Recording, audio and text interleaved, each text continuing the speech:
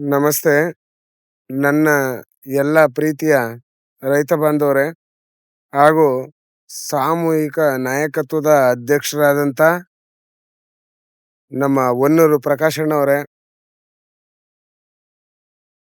ದಿವಂಗತ ಕನ್ನಡದ ಯೋಧ ನಾಗಲಿಂಗಸ್ವಾಮಿಯವರಾದಂಥ ಸಂಸ್ಥಾಪಕರಾದಂಥ ಕನ್ನಡ ಕ್ರಾಂತಿ ದಳದ ರಾಜ್ಯಾಧ್ಯಕ್ಷರಾದಂಥ ಶ್ರೀಯುತ ತೇಜಸ್ವಿ ನಾಗಲಿಂಗಸ್ವಾಮಿಯವರ ಪ್ರಯುಕ್ತ ಹಾಗೂ ಮೈಸೂರು ಜಿಲ್ಲಾಧ್ಯಕ್ಷರಾದಂಥ ಲೋಹಿತ್ ಅರಸ್ ಅವರ ಪ್ರಯುಕ್ತ ಹಾಗೂ ನಾನು ಮಂಡ್ಯ ಜಿಲ್ಲಾಧ್ಯಕ್ಷ, ಕನ್ನಡ ಕ್ರಾಂತಿ ದಳದ ಮಂಡ್ಯ ಜಿಲ್ಲಾಧ್ಯಕ್ಷ KP ವಸಂತರಾಜ್ ಅರಸ್ ಅಂತೇಳಿ ನಮ್ಮ ಎಲ್ಲರ ಮುಖೇನ ಹಾಗೂ ಹಲವಾರು ಕನ್ನಡ ಸಂಘಟನೆಗಳ ಮುಖೇನ ತಮ್ಮಗಳಿಗೆ ಖಂಡಿತವಾಗ್ಲೂ ನಾವು ಹಾರೈಸೋದೊಂದೇ, ನಮ್ಮ ಕನ್ನಡ ಕ್ರಾಂತಿ ದಳದ ಪ್ರಯುಕ್ತವಾಗಿ ಹೊನ್ನೂರು ಪ್ರಕಾಶಣ್ಣ ಅವ್ರಿಗೆ ಆಯಸ್ಸು, ಆರೋಗ್ಯ ಹಾಗೆ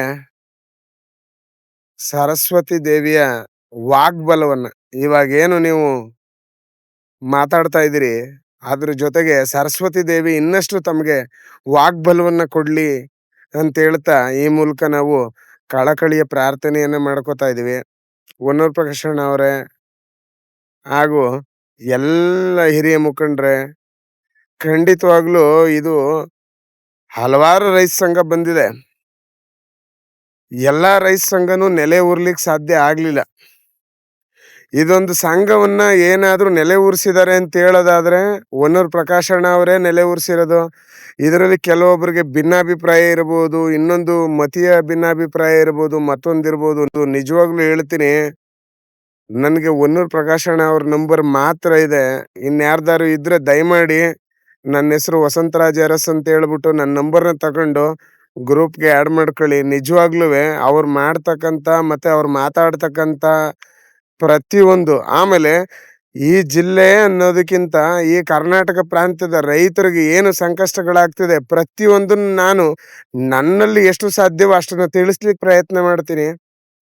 ಖಂಡಿತವಾಗ್ಲೂ ಹೊನ್ನೂರು ಪ್ರಕಾಶಣ್ಣನ ಅವ್ರನ್ನ ಹೊರತುಪಡಿಸ್ಬಿಟ್ಟು ಏನಾದ್ರೂ ಯಾರಾದ್ರೂ ಕಳಕಳಿಯಲ್ಲಿ ನೀವು ಜಾರದ್ರೆ ಖಂಡಿತವಾಗ್ಲೂ ಈ ರೈತ ಸಂಘ ಉಳ್ಕೊಳ್ಳಿಕ್ಕೆ ಖಂಡಿತವಾಗ್ಲೂ ಸಾಧ್ಯ ಇಲ್ಲ ಅನ್ನೋ ಮಾತನ್ನ ನಾನು ಹೇಳ್ತೀನಿ. ದಯಮಾಡಿ ಪ್ರಕಾಶಣ್ಣ ಅವರೇ, ನಿಮ್ಮ ಮುಂದಿನ ಪೀಳಿಗೆ, ಮುಂದಿನ ನಾಯಕ ನೋಡಿ ಅಣ್ಣ, ಸಮೂಹವೇ ನಾಯಕತ್ವ ಅಂತ ತಾವು ಹೇಳಿದಿರಿ. ಆದರೆ ನಿಜವಾದ ನಿಮ್ಮಂತ ಒಬ್ಬ ನಾಯಕರು ಅಲ್ಲಿ ಬೇಕು ಅಣ್ಣ.